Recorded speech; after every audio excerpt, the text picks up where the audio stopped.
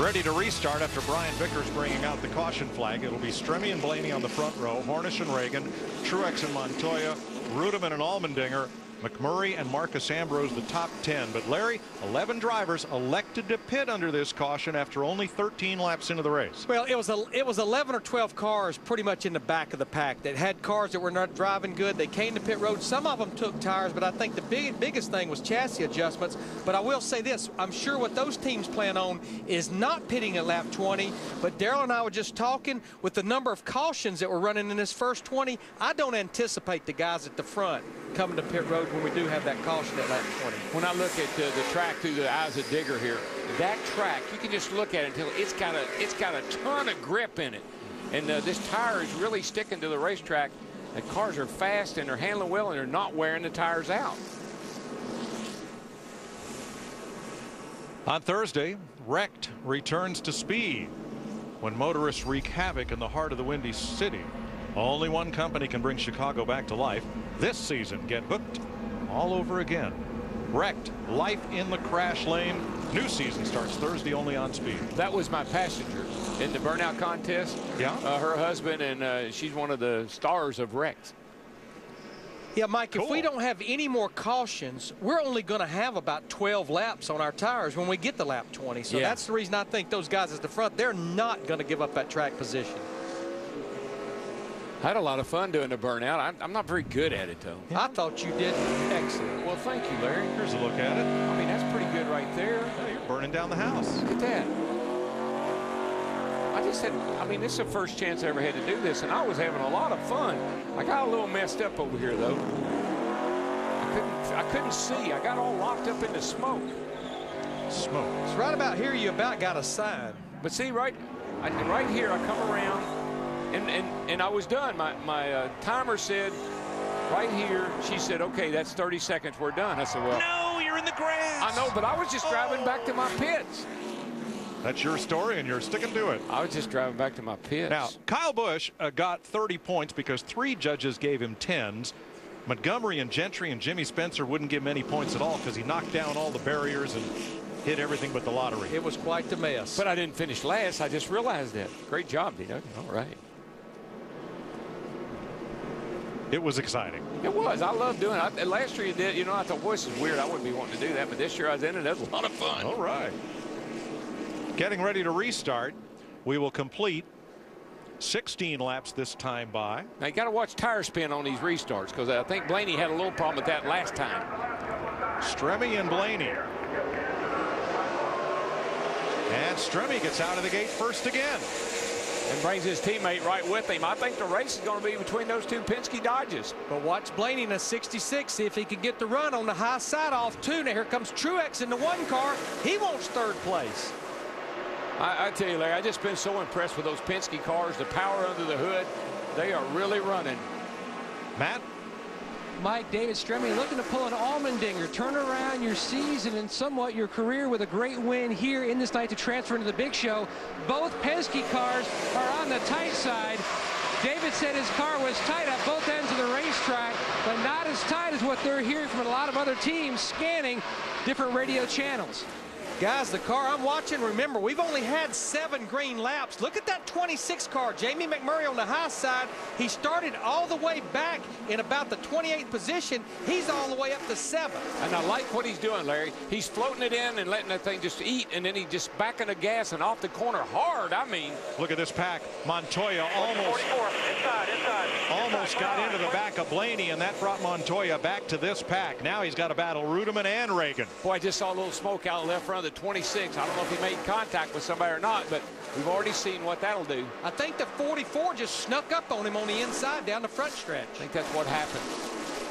Boy, look at Allmendinger pack that thing down in turn 3 in that 44. Larry, what I love about this weekend over here, everybody brings extra smoke. Everybody brings all they got for horsepower because they don't care if it'll last or not.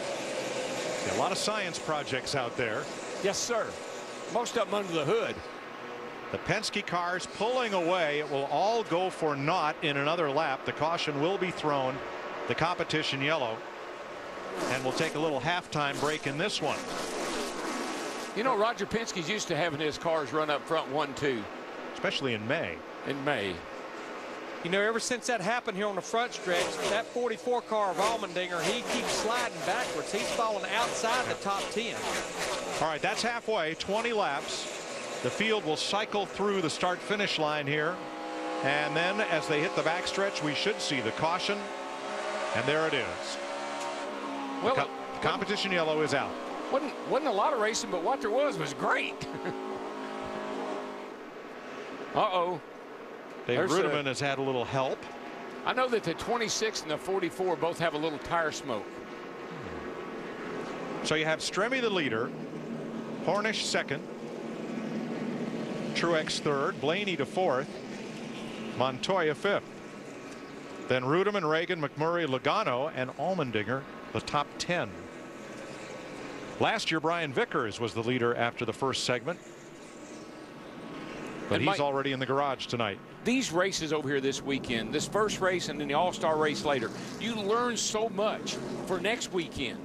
I mean, you'd say, well, it doesn't pay anything to run 5, 6, 7, or 8, but you gain so much information. And you know, one of the big reasons, Darrell, we race on Sunday night. We're racing tonight. That's the only time these cars are really on the racetrack at the nighttime. All the practice is in the daytime.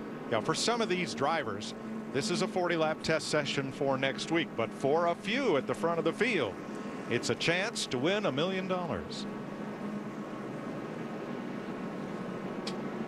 Well, you know, Mike, $1 million, yes, but if you just transfer, you're going to go home with $126,000, I believe it is, if you win this race and start the All-Star race.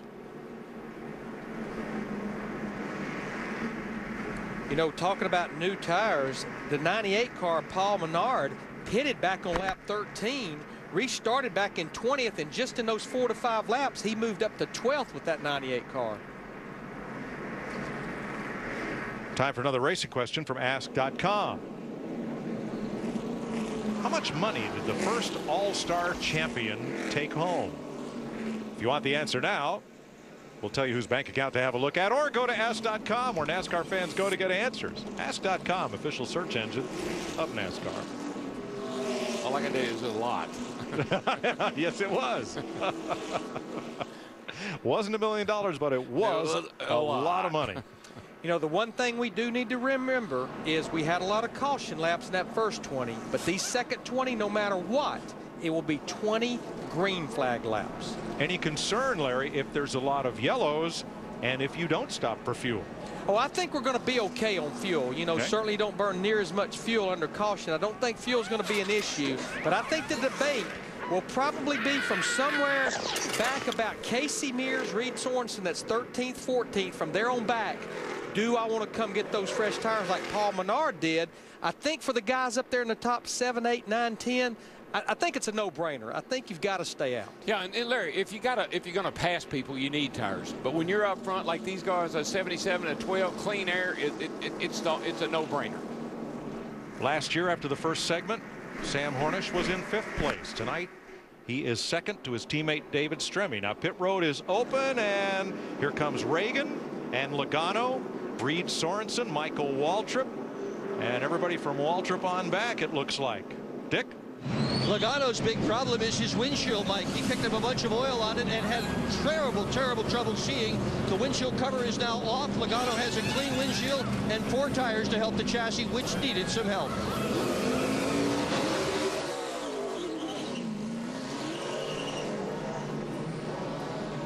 Larry, the entire back half of the field came in with them. Well, this is going to be interesting because we still had probably 12.5 cars that stayed out. I'm just not sure you can get back there even in 20 green laps.